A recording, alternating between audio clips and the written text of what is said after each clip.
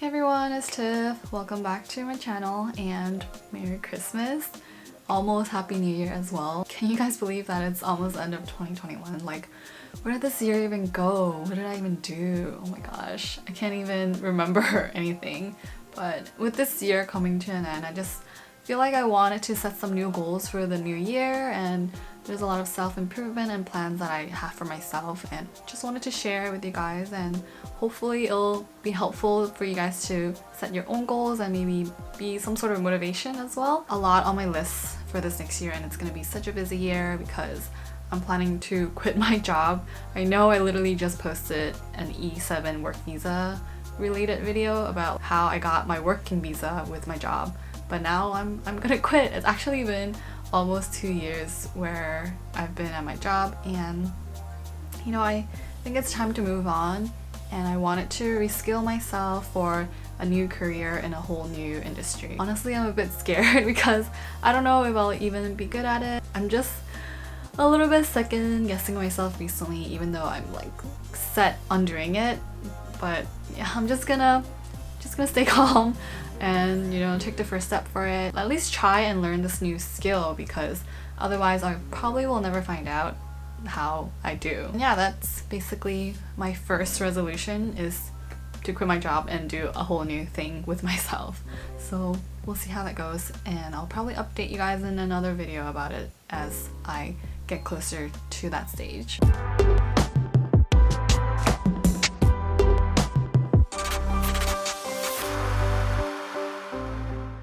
And resolution number 2, after this whole year and a half of working from home, I realized I've just been sitting in my chair in this same room. I just haven't been very active at all. I think this year I'm really gonna go out and try to be a little bit more active. So yeah, rock climbing is definitely on my list to try, and I did want to get back into volleyball. I did play a little bit back in high school, but I want to try to find like a gym in Korea or like a group that does beginners volleyball, and hopefully I can get better at it again and actually stay active, because health is wealth, and I just want to make sure that I stay healthy so I can, you know, do all the things that I want to do on the rest of my resolutions. Maybe this might take a little bit of a mental push on my own because I'm just kind of very lazy, but hopefully I can also find friends to do it together, because I do have friends that do rock climbing here in Korea and other friends that want to try it, so hopefully we can go together.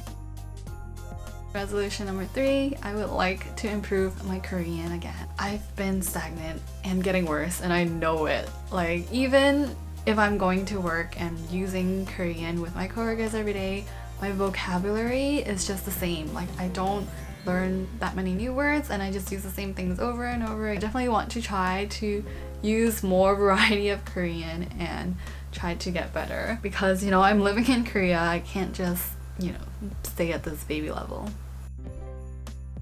Number 4 is to learn Japanese. I know that's a lot of things to learn. I've always wanted to learn it, but I just never really got through the alphabet because I have so much trouble memorizing all 100 of it. But I actually already have a book for it.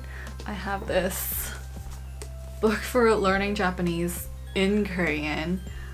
It's gonna be super tough because first I probably will have to improve my Korean, and that basically brings me back to goal number 3 of improving my Korean first. So actually I wanted to talk about like learning a new language, whether it's Korean, Japanese, Chinese, English, because English is not my first language.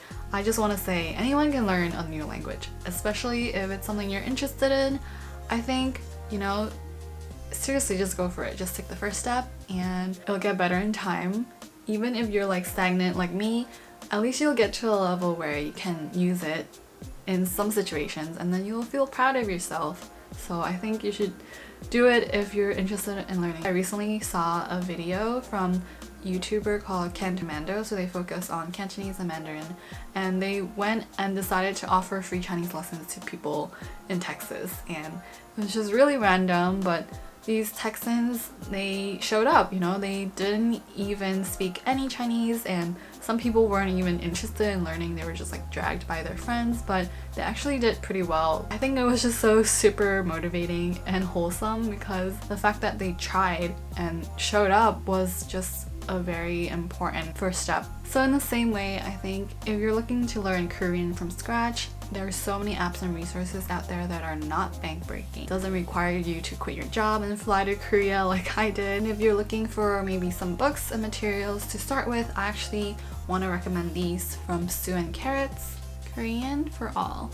And these look really cutesy, I know. I think for people who don't really have the time or the money to commit to a language school or classes, even for people who did come to Korea and, you know, they're not really familiar with Korean, I think these books could be very helpful just to learn the basics. And even like just for fun, you can flip through them on your free time. And you know, there are so many people who come to Korea not because they like Korean or Korea, they were just here because of their family or work, and they might not know any Korean. I actually have a friend in that exact situation, and she doesn't know Korean that well at all, and I think these books would be very good for her to just pick up some of the basics and familiarize herself so that she can be more comfortable living in Korea while she's working here. If you're someone like her or you're just preparing yourself to come to Korea, I think these books would be a very good start. There are even YouTube videos for these books. The author of these books has a YouTube channel and she goes through the lessons for each chapter,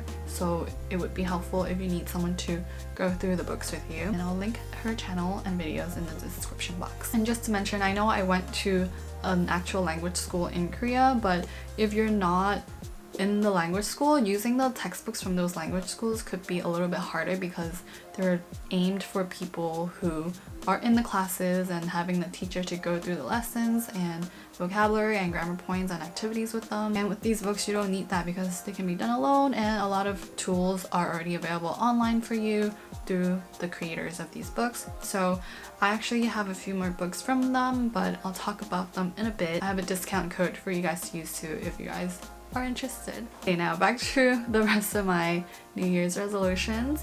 So number 5, right? We're number 5, right? It would be to make some new friends in Korea and do some more different activities with these new friends. Even though I had a bunch of friends from language schools before, a lot of them went back home, they're not in Korea anymore. And from work, everyone worked from home for so long. I don't think I even really got close to anyone at work like that. So hopefully this time back in Korea, I will have the chance to meet new people from different activities, or even with the activities that I'm planning to do, like volleyball, rock climbing. Hopefully I can make new friends like that and maybe feel like I actually have a more stable life in Korea. Hopefully that works out. I think I'm pretty social, so if you want to be my friend, let me know. Oh my god. Alright, resolution number 6. This would be to drive more. I have had my New York license for so long now, and then I used that to get a Korean license, and I've had that for over a year, but I haven't had that many chances to drive. In New York, my parents don't let me drive at all, or I have friends that drive better than me, so I don't really need to drive. And then here, I don't need to drive in Seoul, and there's just not that many opportunities to drive. Maybe this time I'll find excuses to rent a car and then just drive somewhere, and that means more opportunities to take more trips with my friends. And yeah, just pray that I'll stay alive. I'm still not a very good driver because I haven't driven that much, but that's number 6. A lot on my list, and there's a lot of plans in the air for this upcoming year, but let's try to do at least half of them. And at least I vlogged about it so you guys can keep me accountable, right? So I'm gonna look back on this end of 2022. I hope I also motivated some of you guys to set your resolutions or at least think about them. And I think that's always a big first step, just having that thought in your mind and just like signing up for that first like free lesson of that hobby or activity, or getting the study material just on your desk is just so important, just getting that toe in the door. Now back to about the books from Sue and Carrots. I told you guys I have a discount code, but I'm gonna flip through the books for you guys first. Like I said, these are the basic Korean for all books, so basics for learning from scratch. So you always start with some main characters that you can be friends with on your journey of learning. And this is for practicing your writing. Wow.